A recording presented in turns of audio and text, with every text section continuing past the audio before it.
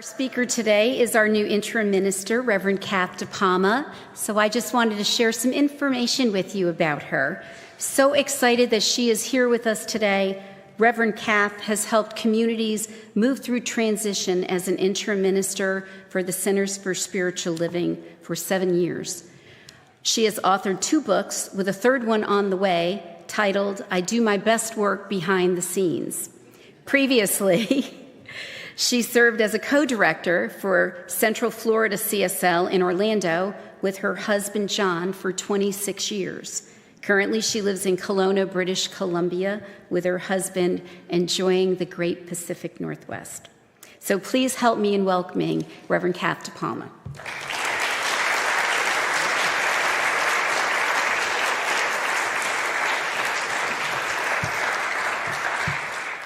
Good morning.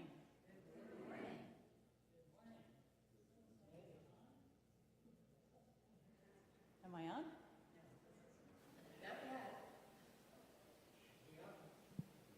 The green light's on. Okay. Oh, it's so good to be here with all of you. It really is. I feel really honored and privileged to be called in to work with you in this way. And, this is such a beautiful community. And you've done such great work since I've seen you last, which is almost 5 years now. And so lots to celebrate. I've had some changes too, as you have seen. I look a little different. I also, who would have guessed that my husband and I were going to live in Canada for a while?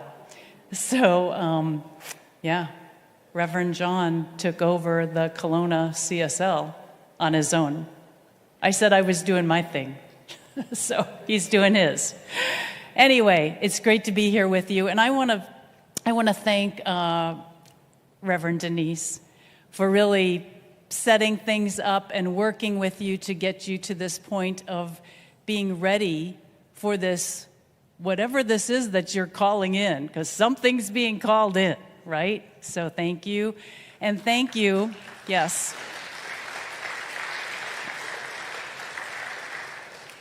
And thank you, Dr. Mitch. We go way back. He's like one of my older brothers. Maybe not in age, but in younger brother. Okay, yeah. But you created this. This was your idea to begin with, and thank you for that, this amazing community that just continues to go on, and for your continuous love and support of your wisdom and everything good. So thank you. And thank you for the beautiful leadership that is in place, the board, the practitioners. It is always quite a task to keep a center going. It's a big endeavor. And then all of the lovely community members and friends. Thank you so much for supporting this beautiful idea that was created how many years ago? 37 years ago. That's what I was told. It could be different. Anyway, there goes a card already. So we're talking about love this morning, and love is all there is, right? Love is all there is. And the beautiful thing about love is that all it wants is the opportunity to express itself. Spirit as love, all it wants is the opportunity to express itself, and we are that opportunity. We were created out of love. We are it. We are so much love. We aren't anything else. And so we are wanting to express this love. Love wants to grow and expand in us. And so there is no end of love in God, so there can be no end of love in us. Do we remember that? That's kind of a hard thing for us to remember, isn't it? Well, the thing about love is it always wants more. It always wants more. It can't be taken for granted. It doesn't like staying status quo. It's always about bringing more love to the table, bringing more love to the situation. You know, I don't know if you ever feel this, but love is actually pulsating through all of its creations. It's pulsating through you on an ongoing basis all the time. Do you ever feel it? Do you ever feel it's nudging or it's inspiring? It wants something more. It is continuously up-leveling itself. And so us being love, being created by the one source, it is our nature to want to love more. And there's a need for us to continue to up-level our level of love as well. So what does that look like? Well, I had the great opportunity to be a part of a good friend's passing. He was a friend. He was a member of our Center for Spiritual Living in Orlando. He became my chiropractor through the years when he studied and became licensed. And then he became a board member. And he met this wonderful woman from Colombia, and they had this amazing love story after so many years of really hard lives on both fronts. So it was wonderful to watch them. And so when he was sick and about to pass, he had this idea that he wanted to have a big party where he grew up in the Gulf of Mexico. And so that became the plan. So once he passed, I was working with his beloved, and we were sharing some ideas. I shared with her all of my best ideas from 25 years. You know, I did a lot of memorials living in Florida, if you get my drift. I asked somebody once, why do you think I'm doing so many? And they said, you live in Florida. So I was the memorial queen, the celebration of life, I should say, queen, because we're not. Anyway, we were working together, and she did not like anything I had to offer. She didn't like the poems. She didn't like my favorite sayings. She didn't like anything. So she had my attention because I really didn't know where to go from there. And so I leaned in and I listened. I asked more clarifying questions, and she revealed what her plan was, what she wanted to accomplish. She wanted to celebrate him. And then she wanted to celebrate all of his friends and family. And then she wanted a third thing. She wanted all of us to become friends, new relationships to be formed. I really had never heard of all of this from anyone, and I've worked with a lot of people. She was taking this somewhere that it had not gone before for me. It just surpassed everything that I ever experienced. And we did. We had a beautiful weekend on the Gulf of Mexico. They had a paddle out. For those of you who know what that is, you know, a few of the family members and friends went out on a surfboard, and they threw some ashes in the Gulf there. We had a lovely coming together, sharing of stories, and then we had a dinner, and then it culminated with a large heart a large heart made of luminaries on the beach with love letters and love sayings from us. And then we threw his favorite flower in the middle, a red roses. And that was a very touching close to our weekend together. I had just not seen anything. The conversion of such deep grief into such sacred love.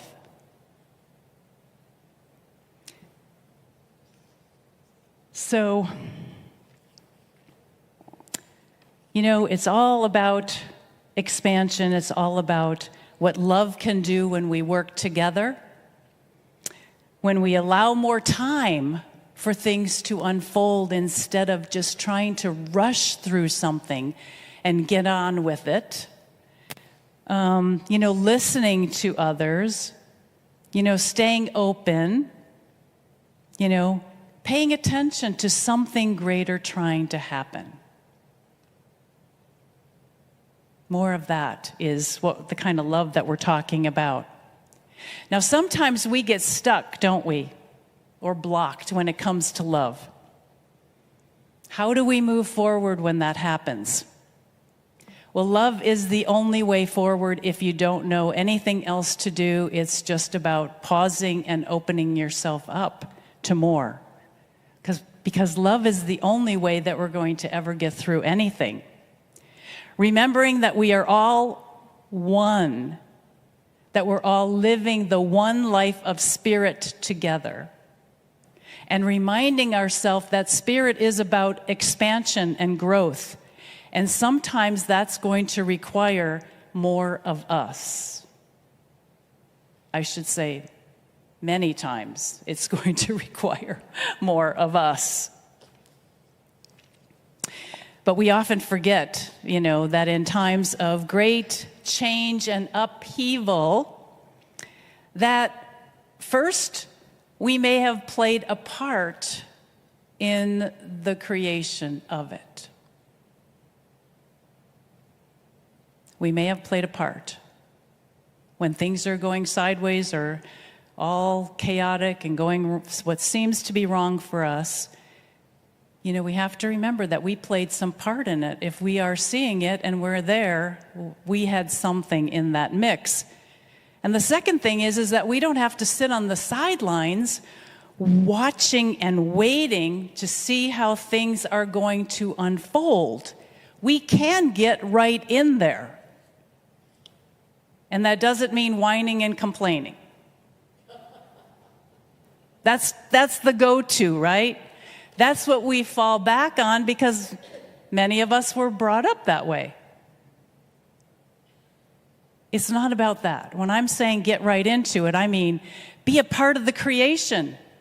Be a part of the something new. Use your imagination. See what the possibilities could be. We're talking about infinite possibilities here. We're lucky if we see one or two and we think that's good. We're working with a power and a presence that knows what it's doing and can do all things. So knowing there's a greater truth for ourselves and others. And we know this by, making our spiritual practices a priority. Making our spiritual practices a priority, whatever they are for you. And upping them to the degree of your discomfort. Or if you're feeling vulnerable, upping them or asking for help. Believe me, a lot of people have helped me along the way. And I just can't even thank them all for the kind of help that they have given me. We have to be open to a greater understanding of what's happening. There's always more to know, and we will never know it all, but there's always more to know to help us to be more understanding and to know what we're working with and to know how to proceed. We can appreciate the process. We can appreciate the process because the process is rich. There's stuff happening all along in the process. And we can come to the table with our strength and our courage, our wholeness, rather than our brokenness. Come to the table with more. We have the power to set an intention to love and make something new and wonderful happen. Things the world has not yet seen. Kind of phenomenal celebrations like the one that I experienced. You can bet there is always, at any given moment, a whole nother life that is waiting for us to be lived. That's the good news. It's good news to me, isn't it? It's always right to love. Now, how does love look like in a community? We're going to we're going to have a video just about that.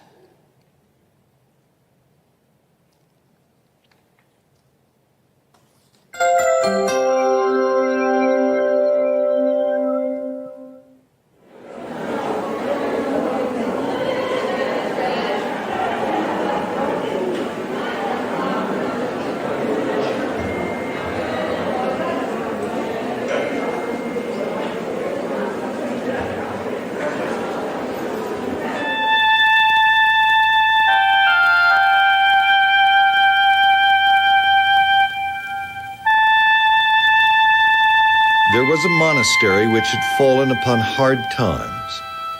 Once a very great order, it suffered a loss of spirit, so that there were only 5 monks left, all over the age of 70.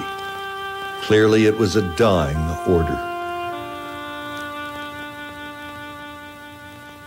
In the deep woods surrounding the monastery, there was an old shack, to which a rabbi from a nearby town occasionally used to come for hermitage. Through their many years of prayer and contemplation, the old monks had become a bit psychic, so they could always sense when the rabbi was in his hermitage. "The rabbi's in the woods, the rabbi's in the woods again," they would whisper to each other. Agonizing over the imminent death of his beloved monastery, it occurred to the abbot at one such time to visit the rabbi and ask if by some chance he could offer any advice that might save the dying order. The rabbi welcomed the abbot at his shack, but when the abbot explained the purpose of his visit, the rabbi could only commiserate with him. "I know how it is," he exclaimed. "The spirit has gone out of the people. It is the same in my town. Almost no one comes to the synagogue anymore." So the old abbot and the old rabbi wept together. Then they read parts of the Torah and quietly spoke of deep things. The time came when the abbot had to leave. "It has been a wonderful thing that we should meet after all these years," the abbot said. "But I have still failed in my purpose for coming here. Is there nothing you can tell me? No piece of advice you can give me that would help me save my dying order?" "No, I am sorry," the rabbi responded. "I have no advice. The only thing I can tell you is that the Messiah is one of you." When the abbot returned, his fellow monks crowded around him. "Well, what did the rabbi say?" "He couldn't help," the abbot answered. "We just wept and read the Torah together. The only thing he did say, just as I was leaving, it was something cryptic, was that the Messiah is one of us." In the days and weeks and months that followed, the old monks pondered this and wondered whether there was any possible significance to the rabbi's parting words. "The Messiah is one of us?" Could he possibly have meant one of us monks here at the monastery? If that's the case, which one? Do you suppose he meant the abbot? Yes, if he meant anyone, he probably meant Father Abbot. He's been our leader for more than a generation. But then he might have meant Brother Thomas. Certainly Brother Thomas is a holy man. Everyone knows that Thomas is a man of light. Certainly he couldn't have meant Brother Elred. Elred gets crotchety. But come to think of it, Elred is virtually always right. Maybe the rabbi did mean Brother Elred. But surely not Brother Philip. He's so passive, but then Philip is always there when you need him. He just mysteriously appears at your side. Maybe Philip is the Messiah. Of course, the rabbi didn't mean me. I'm just an ordinary person. Yet supposing he did, suppose I am the Messiah. Oh God, not me. I couldn't be that much for you, could I? As they contemplated in this manner, the old monks began to treat each other with extraordinary respect, on the off chance that one among them might be the Messiah, and on the off chance that each monk himself might be the Messiah. They began to treat themselves with extraordinary respect. Because the forest in which it was located was so beautiful, it so happened that people still occasionally came to visit the monastery, to picnic on its lawn, to wander along some of its paths, even now and then to go into the chapel to meditate. As they did, they sensed this aura of extraordinary respect that now began to surround the 5 old monks and seemed to permeate the atmosphere of the place. There was something compelling about it. Hardly knowing why, they began to come back to the monastery more frequently, to picnic, to play, to pray. They began to bring their friends. Then it happened that some of the younger men who came started to talk more and more with the old monks. After a while, one asked if he could join them. Then another, and another. So within a few years, the monastery had once again become a thriving order, and thanks to the rabbi's gift, a vibrant center of light and spirituality in the realm.